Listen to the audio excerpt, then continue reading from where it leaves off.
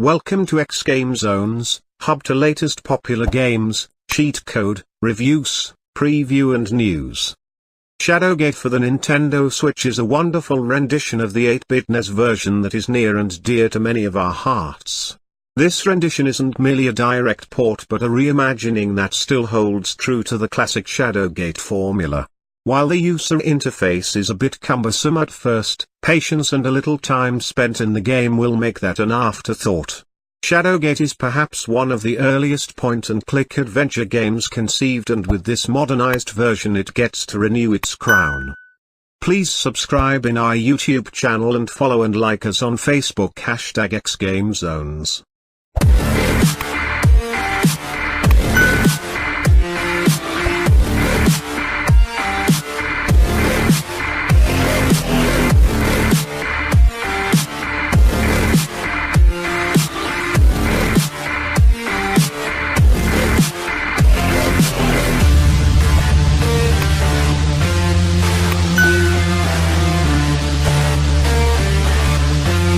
If you never played an iteration of Shadowgate, as a series, it's the ultimate point-and-click adventure game. Each hand-painted screen is typically considered a room. You usually see things in front of you and start to hunt with your cursor for objects to interact with. Typically, you're presented with text giving you an overview of what's before you. You need to pick up and interact with objects, look at an object, combine objects, etc. In its purest sense, it's an old-school point-and-click fantasy adventure game. Shadowgate's story premise is pretty straightforward. You take up the role of the Seed of Prophecy as you travel deep into Shadowgate Castle, in hopes of defeating the evil dreaded Warlock Lord. Shadowgate is a first-person adventure game about map and inventory management and solving riddles and puzzles, not just some but lots of them. Abstraction Games insists that this isn't merely a straight port, but they reimagined Shadowgate from the ground up and have redesigned over 90% of the puzzles. That seems to be a fair and accurate statement. Side by side, this version looks and feels different from its NES forefathers, but maintains the core concepts. So how does this Switch version stand up on its own?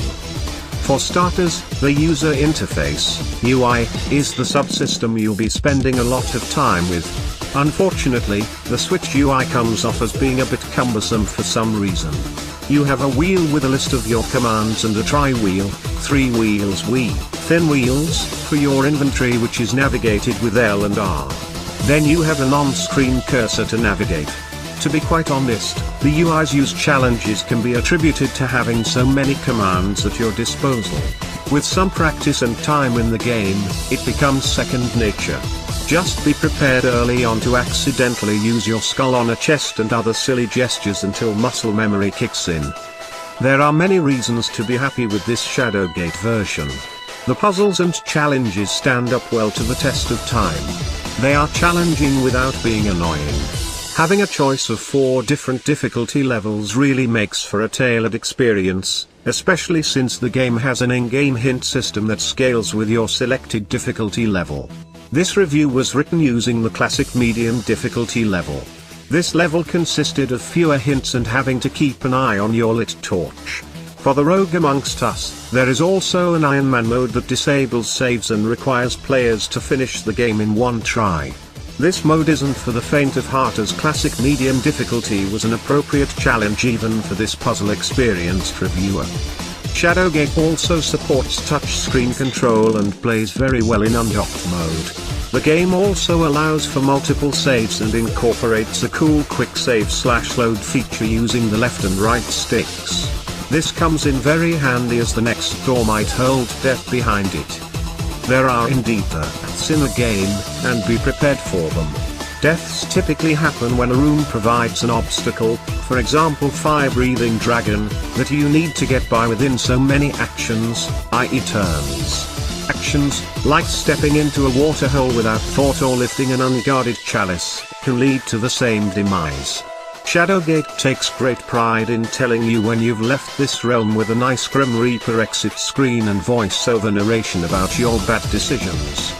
Also worth mentioning, though we did not review this mode, The game comes with retro mode options where you can play the game with retro features from 1989.